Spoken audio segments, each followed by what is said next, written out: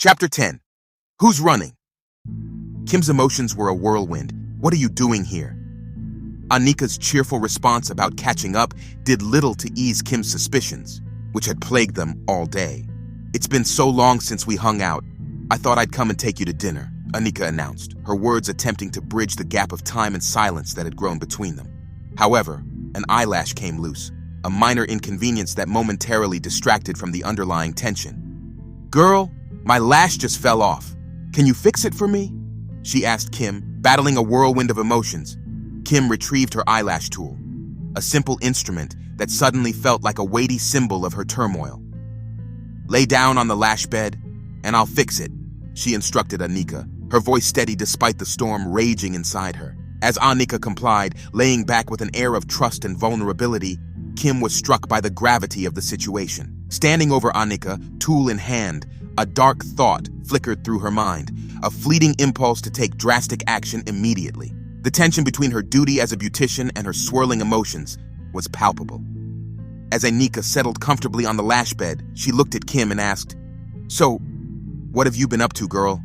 It's been so long since we talked." Kim paused, her hands momentarily still, as Anika's question echoed in her mind. Internally, she scoffed, "Bitch, you've been too busy talking to my man to bother with me." The thought sharp and bitter. However, she caught herself before the words could spill out. Kim forced a slightly strained smile and replied, "Oh, just the usual hustle. The beauty bar's keeping me busy."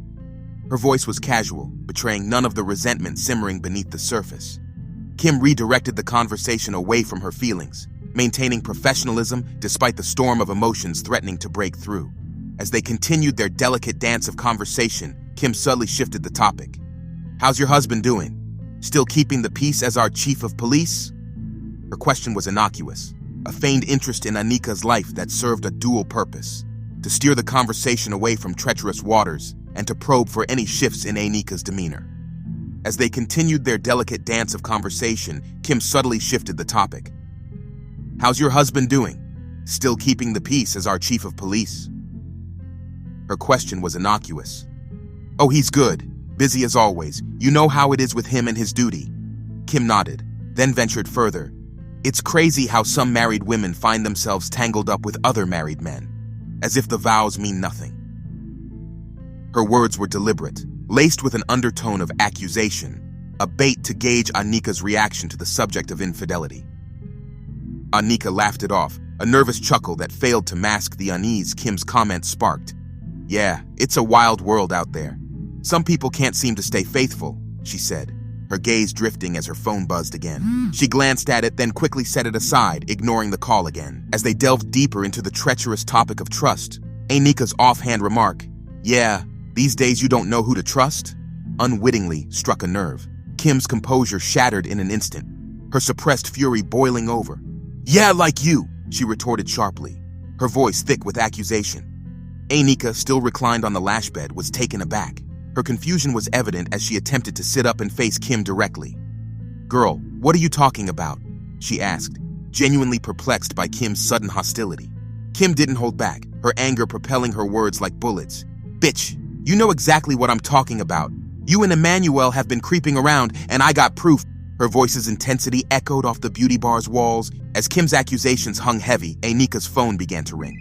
Both women glanced at the screen, Emmanuel's name flashing boldly, amplifying the tension to an unbearable degree. Kim's gaze hardened, her suspicions seemingly confirmed by the inconvenient timing of the call, leaving Anika scrambling to defend herself against the tide of betrayal and misunderstanding now crashing down upon them. Anika barely had a chance to articulate her side of the story amidst her attempts to untangle the web of misunderstanding.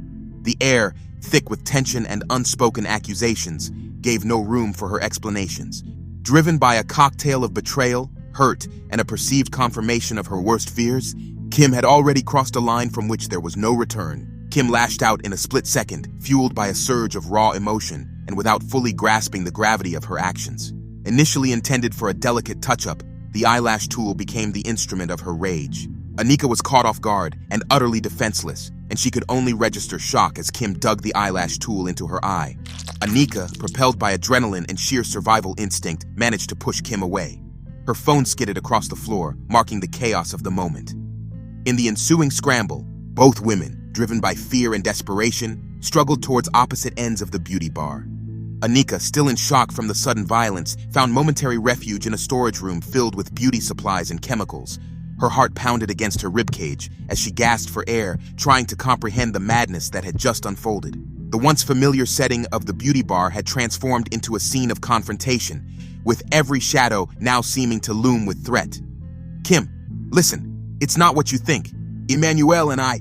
Her pleas fell on deaf ears, drowned out by the sounds of the chase and Kim's enraged shouts. Suddenly finding an opening, Anika spun around and with a burst of adrenaline-fueled strength, landed a solid punch on Kim, sending her stumbling backward. The impact of the punch was so hard that it almost knocked Kim's wig loose. Due to the punch, Anika had a precious moment of reprieve, a brief second to catch her breath and look for a way out, her heart racing as she sought any means of escape from the terrifying situation. Her eyes locked on her phone, lying abandoned on the floor. With trembling hands, she snatched it up, frantically swiping to dial 911, her hope for escape clinging to the thread of getting through to the authorities in time. But fate, it seemed, was not on her side. Before she could complete the call, Kim crept behind her with the sharpest blade she could find and did the unthinkable. With Anika's body lying motionless on the floor, Kim found herself momentarily paralyzed by the enormity of what had transpired. The gravity of her actions weighed heavily on her, a tangible pressure that seemed to suffocate the air around her.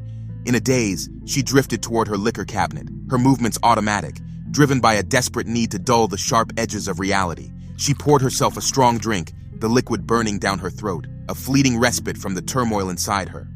As the alcohol began to settle, a cold clarity took hold. In the aftermath, Kim's mind raced to concoct a believable narrative for the police, settling on a tale of a robbery gone wrong. With calculated precision, she deleted all camera footage leading up to the tragic event, erasing any visual evidence that could contradict her story. When the chief of police, Anika's husband, arrived at the scene alongside Emmanuel, both men were clad in suits, their expressions a mix of confusion and shock at the grim discovery. As they navigated through the initial investigation, Kim clung to her fabricated story, her voice steady, betraying no hint of the turmoil and guilt swirling inside her. The presence of Emmanuel, dressed formally, caught Kim off guard amidst the chaos of her own making. Seeking to maintain her composure and deflect any suspicion, she questioned him. "Why are you in a full suit and tie?" During the chaotic scene, Emmanuel took a moment to reveal to Kim the reason for his formal attire, catching her completely off guard. "I was having a party to announce my candidacy for mayor," he disclosed, his voice heavy with a mix of sorrow and resolve. "Anika was my campaign manager. She and her husband were instrumental in helping me set everything up for the campaign. And she was tasked with bringing you there as a surprise." The revelation struck Kim like a lightning bolt, her shock deepening with the understanding that Anika's connection to Emmanuel was purely professional and deeply entwined with his ambitions. Before Kim could process this bombshell, a news reporter approached Emmanuel, seeking his reaction to the night's tragic events. Recognizing the gravity of the moment and the opportunity it presented, Emmanuel stepped into the role of a determined mayoral candidate in front of the flashing cameras. "I am running for mayor of this city," he declared, his voice firm and commanding. "Part of my platform is to clean up the crime that plagues our streets, and I promise to start by catching the person responsible for this heinous act." His announcement was a strategic move, leveraging the tragedy as a catalyst for his political aspirations, leaving Kim reeling with the complexity of their situation and her involvement in the unfolding drama. As the attentive staff escorted them to their seats, Jason handed Ashley the bouquet with a flourish, setting the tone for the evening. "I've rented out this entire restaurant just for us," he revealed with a proud smile, his gesture aiming to impress and perhaps to some extent intimidate. Ashley, caught between feelings of awe and a twinge of unease, followed him to their table, her emotions a tangled mix of admiration and apprehension. As they settled in, the waiter approached, pouring each a glass of exquisite wine, a rare vintage Jason had specifically requested for the occasion. The absence of a menu prompted Ashley to glance around, a question forming on her lips, but Jason quickly explained, "There's no menu tonight, just order whatever you'd like, and the kitchen will prepare it." His confidence was evident, and he intended to show Ashley a world of limitless possibilities and opulence. As the waiter stood by, pen poised over his notepad, Ashley decided to take advantage of the unique opportunity. With a confident air, She ordered a dish known for its complexity and rarity, a plate of black truffle risotto accompanied by a side of sautéed wild mushrooms topped with gold leaf. This choice reflected both her adventurous palate. Jason, listening intently to her order, nodded in approval before turning to the waiter with his request. "I'll have the chicken tenders and fries, please," he said, his tone devoid of any jest. The simplicity of his choice contrasted sharply with Ashley's elaborate selection. Jason leaned forward, a genuine curiosity sparkling in his eyes. "So, how was your ride here? I wanted to make sure everything was perfect for tonight," he inquired, his gaze fixed on Ashley. "It was incredible, really," Ashley responded, allowing herself a small smile as she recalled the luxury vehicle that had ferried her to the restaurant. "I felt like a movie star for a moment there." The conversation gently meandered to the paths their lives had taken since they last saw each other. "And how about you? How's life been treating you?" Jason asked, his tone casual but attentive. Ashley kept her response light, touching briefly on her recent endeavors and challenges. "It's been interesting. Life's full of surprises, you know," she said, purposefully vague. Her curiosity got the better of her, and she ventured further. "But I'm more curious about you, Jason. It's been quite a while, and, well, a lot seems to have changed," she said, her eyes glancing momentarily at the space where his hand used to be, then quickly back to his face, hinting at the questions swirling in her mind about his fortune and the accident that led to his missing hand. Jason chuckled, shaking his head slightly at the mention of his hand. This? Let's say it's a reminder that life is full of unexpected twists," he joked, lightening the mood. "Yeah, after we hit the jackpot, things changed for all of us in ways we couldn't have imagined," he shared, his eyes reflecting joy and nostalgia. "I found a new passion in restoring old cars. There's something about bringing them back to life, you know? Just enjoying the ride, so to speak." His enthusiasm was evident as he spoke about his projects and the fulfillment they brought him, skillfully steering the conversation away from the more sensitive aspects of their newfound wealth. Ashley leaned in, a blend of curiosity and strategy in her eyes. "So Jason, exactly how much did you guys win?" she prodded, hoping to navigate the conversation toward the jackpot specifics. Just as Jason seemed on the cusp of revealing the figure, their waiter arrived, skillfully placing their dishes before them and effectively halting the conversation. Frustrated yet determined, Ashley attempted to steer the topic back as the waiter departed. "You were saying?" she hinted, eager for him to continue. However, Jason, now distracted by the aroma of his chicken tenders and fries, missed her cue entirely. With a casual shrug, he picked up a tender with his good hand, effectively dodging the question. "Let's enjoy our meal, shall we?" If direct questions wouldn't open the door, a more roundabout approach could ruin the information she so keenly sought. As she laid down her silverware, a new plan began to take shape, her determination as sharp as the knives that had sliced through her dinner. During their conversation, Ashley seamlessly steered the topic toward the mystery of the lottery win. "You know, it's funny," she began, her tone casual yet probing. "I tried looking up details about the lottery win out of curiosity. It's like it never happened. I found that a bit strange." "Yeah, that was by design," he admitted, his voice lowering slightly as if sharing a secret. "Mario and Alex had this idea of setting up an LLC in Delaware for privacy. Plus, we made a concerted effort to scrub the internet of any mention of our win. In today's world, people move on fast if you don't keep talking about something. We wanted to keep a low profile and live our lives without constant attention." As their dinner progressed, Ashley found herself caught between her original intentions and the reality of her company. Jason's candidness about their efforts to maintain privacy and live quietly post-lottery win gave her a new perspective on him and the group. Despite not securing the exact amount of their win, she couldn't help but feel a growing respect for Jason's discretion and the group's unity and privacy. By the end of the evening, Ashley's view of Jason had shifted. She came seeking information, possibly leverage, but left with an appreciation for the person he was beyond the money. He wasn't just a ticket to the lifestyle she imagined. He was a man navigating his new life with a level of humility and caution that was unexpectedly admirable. This realization didn't entirely quell her ambitions, but it did complicate them with a newfound complexity towards Jason. She recognized that perhaps there was more to value in these relationships than just their financial gain. Arriving home, still mulling over the evening, Ashley's phone buzzed with a text from Trey. "What did you find out? Dang, do you even care how my date went? Did you forget I'm actually single over here while you're all booed up? After a brief pause, she continued, he mentioned an LLC in Delaware. I guess that's how they're keeping things under wraps. And what about you? Find anything from Alex? She asked, hoping for any information to piece together the puzzle. Trey's reply came after a moment, only got the name of the mortuary, nothing else.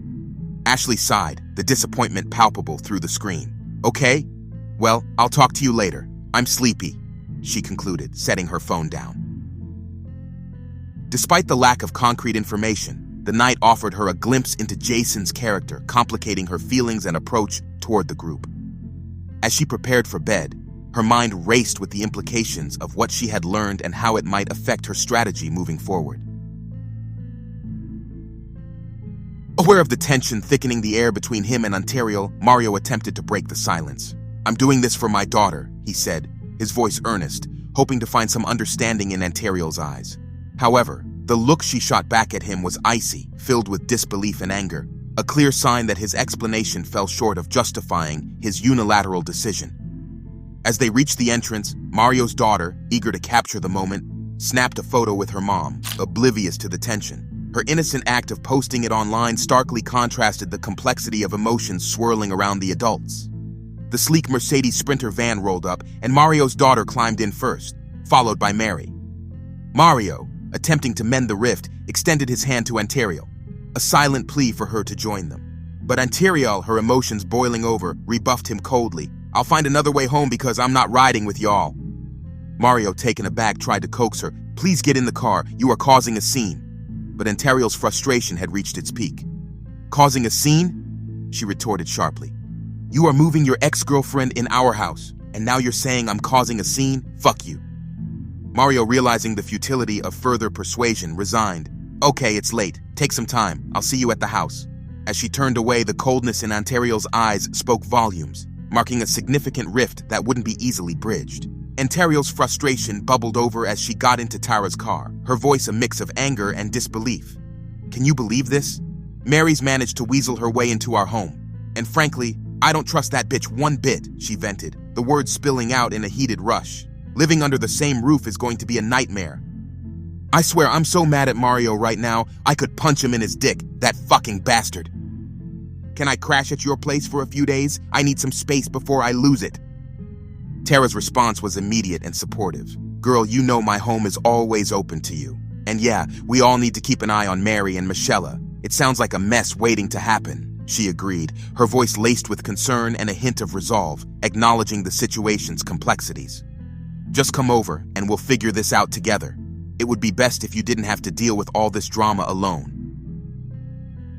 After Chris dropped his dog off at the kennel and was now scrolling through social media while waiting to board his private jet, he stumbled upon a picture that stopped him. It was of Mary and her daughter, smiling outside the hospital, accompanied by a caption that read, "Moms and I get to stay with Dad for a while. This is great." Confusion washed over him as he stared at the post. He had no idea Mary had been hospitalized, or she was now moving in with Mario. The revelation added another layer to the complicated situation, leaving him with more questions than answers. Shaking his head, he pocketed his phone and made his way onto the jet. Settling into his seat, Chris put on his sleeping mask, trying to push the swirling thoughts to the back of his mind. As the engines roared to life, he reclined his seat, finally allowing exhaustion and confusion to give way to sleep.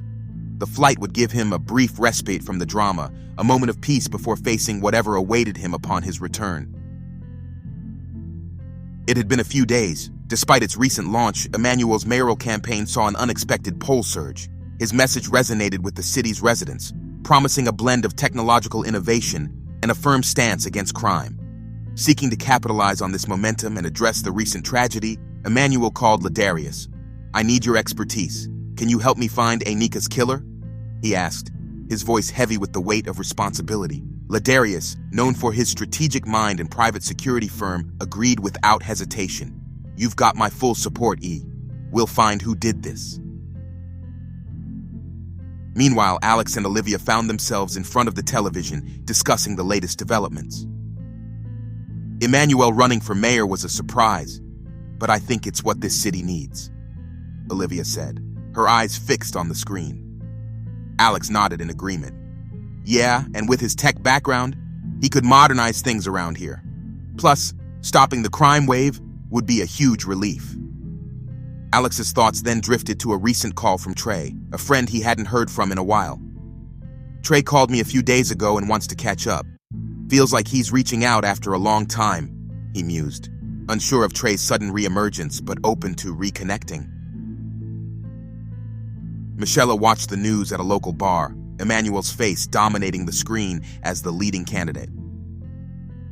Having someone with real power as a friend could change a lot of things, she whispered to herself, contemplating the possibilities that Emmanuel's victory could bring to their group and the city. Returning from his trip, Chris made a detour to a restaurant for a quick meal before heading to the kennel to pick up his dog, Thor.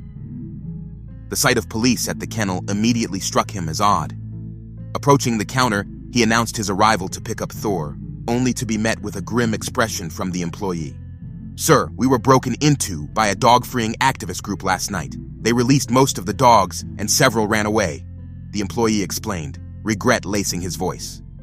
"Excuse me?" Chris's disbelief was palpable. "All the money I pay to keep my dog in good hands and you're telling me this happened? Are you sure my dog isn't here?"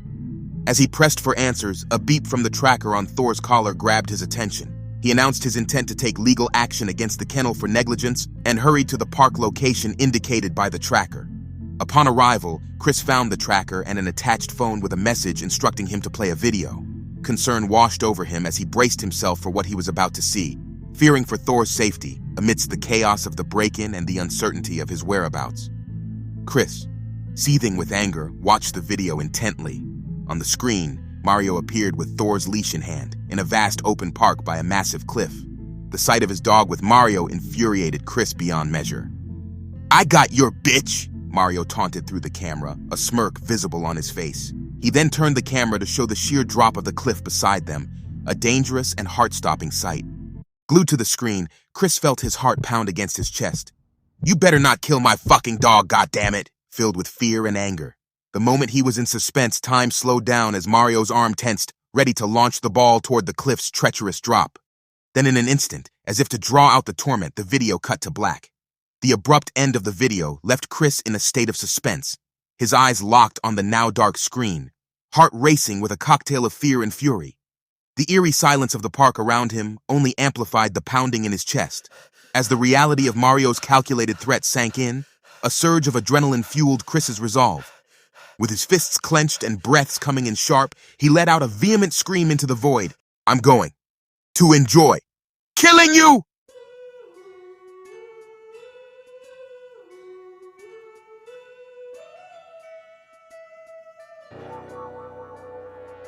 Well, what an explosive chapter that was. You've just listened to another twist in the dark tale of We Hit. If your heart's racing and you're craving more, you know what to do. Smash that like button and hit subscribe. Things are about to get even bloodier, more deceitful, and thrilling. So stay with us and brace yourselves for the next chapter.